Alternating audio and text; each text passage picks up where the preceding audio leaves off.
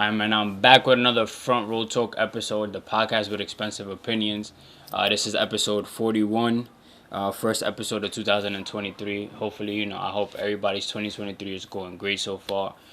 Make sure you guys tune into the last two episodes.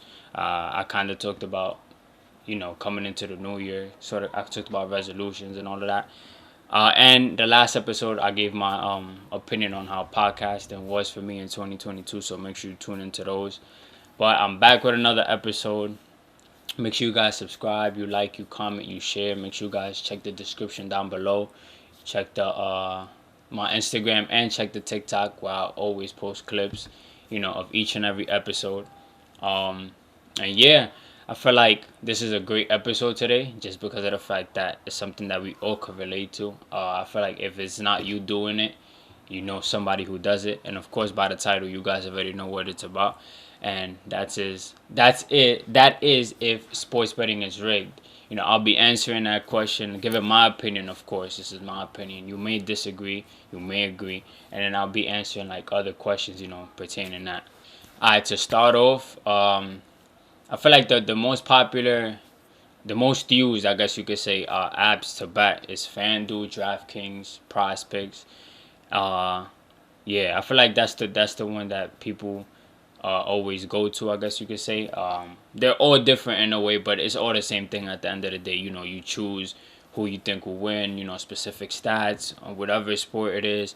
I think they even have horse racing. It's crazy. And yeah, you just get to, you choose the amount of money you want to, bet. $5, $10, 15,000. Is it 1,500? I don't even think you could bet that much. But 1,500, 2,000, however much it is that you feel like betting, and you bet, and hopefully you got your payout. But that's the risk in betting.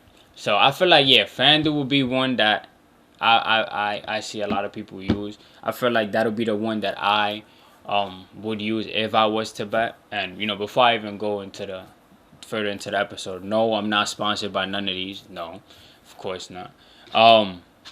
And of course, you gotta be 21 to bet. I feel like we all know this. I just want to let that out there. I would use FanDuel though, just because of the format. What I've seen people, bet, and just the way it looks. I feel like it's the most organized. I feel like it's the most popular, and it's also legal to bet in the state that I'm in. So that's the one that everybody navigates to. And I don't know. I can't really say which one pays out more money, but I feel like they're all in the same range.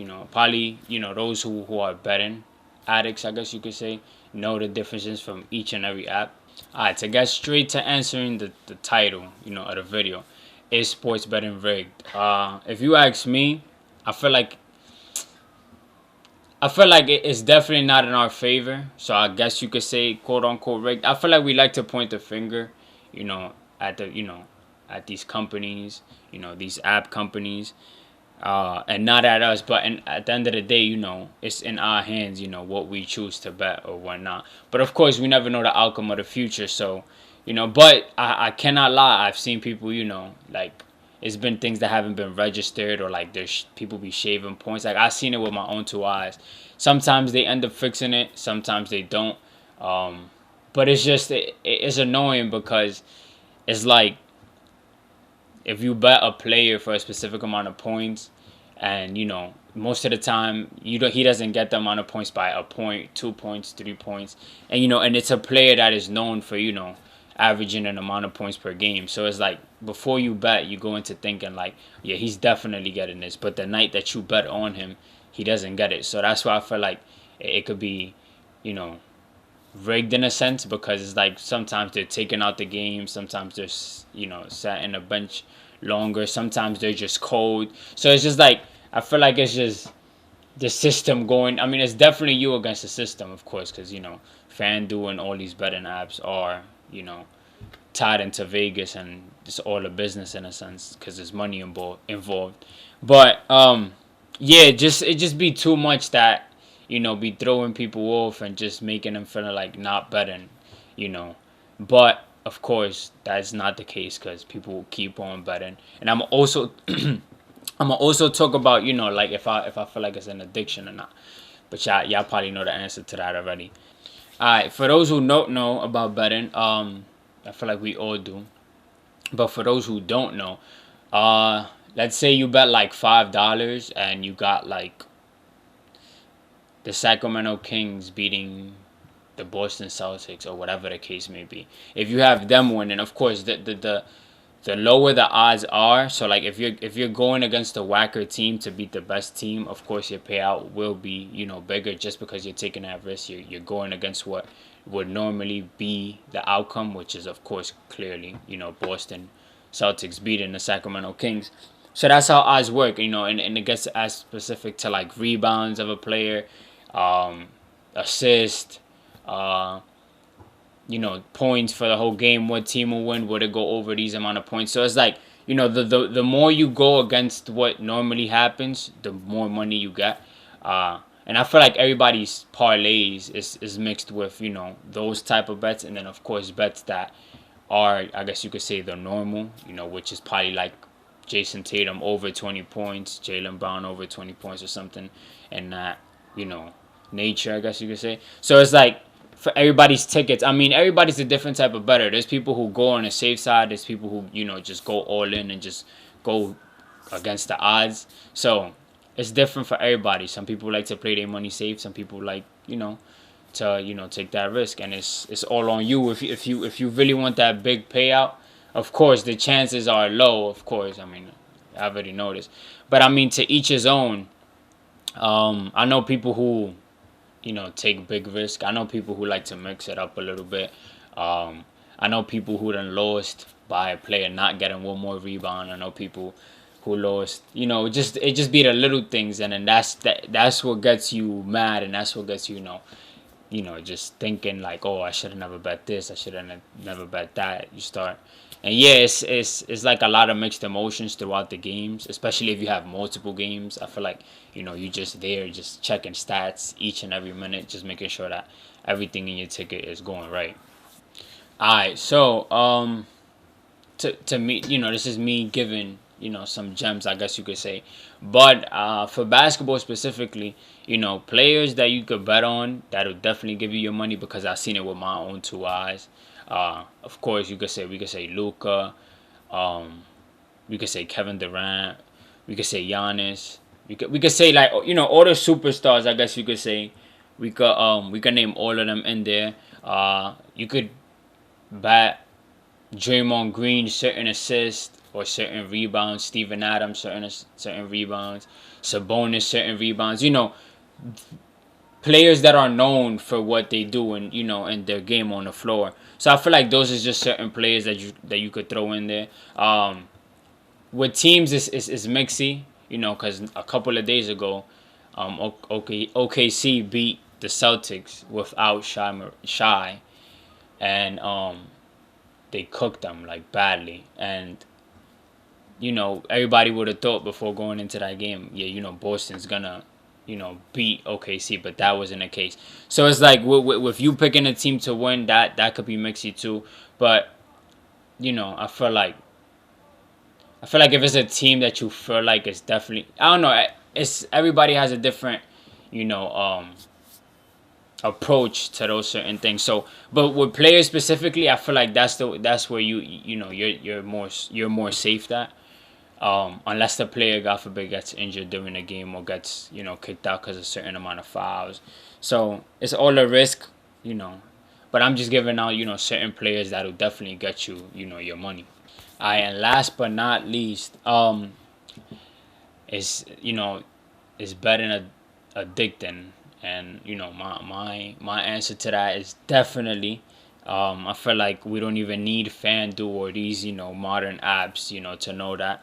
I feel like we done seen that for ages now.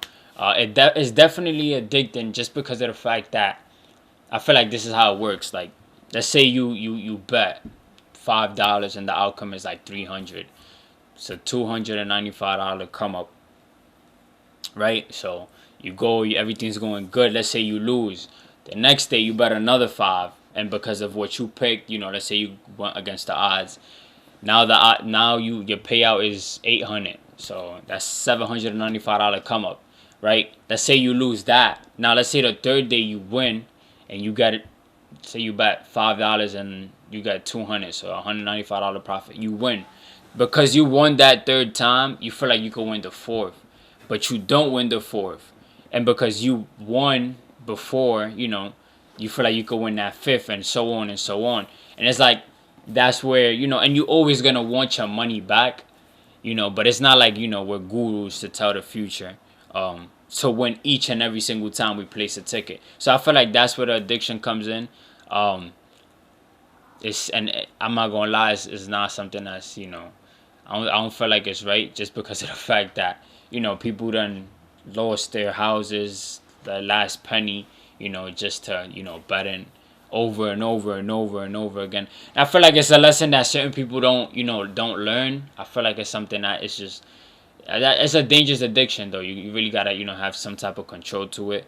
What I would say is if you betting on these FanDuel apps, on these DraftKings apps, I say don't bet no more than $5 and just place your ticket to have, like, a $300 payout, $200 and something payout, $400 and so on. Just big payouts, because you're not losing that much money. I know some people who done placed $50 tickets and lost. So it's like, you keep placing $50 every time. By two bets, you're already losing $100. So I'd rather lose $5 than lose $100. But of course, people go into thinking, nah, let me place this 50, so I could get a bigger payout. But I don't know. Everybody take their different risk. To each his own. And it's crazy. I done seen people bet 9 cents and come up 8,000. So it's like, it's all about what you bet, and if it happens, honestly, that's really what betting is about. It's about winning. It's about losing. I feel like it's more about losing than winning, because if that was the case, I feel like we would have had plenty millionaires, each and every day off betting. So yeah, it could be fun, but it could also be stressing. And yeah, I mean, that's just my opinion on it. Is it rigged? I'll let y'all answer that. Y'all could answer that down in the description, down in the comments. For my TikTok people, I know y'all definitely know about these FanDuel apps and all of that. Y'all let me know if y'all feel like it's rigged or not. And yeah, I mean, I feel like this is it for this episode. I had fun talking about it, because I know people who bet, and I know people who lose a lot. And that's just what it is. But make sure you go subscribe, you guys comment, you guys share. Damn, why am I stuttering so much? Make sure you do all of that. This is episode 41. Check the description for the Instagram, for the TikTok. All my TikTok people, come over to the YouTube. Make sure you like the video, smash the like button, and subscribe. And yeah, that's basically it. It's your boy Salcita, and I'm out.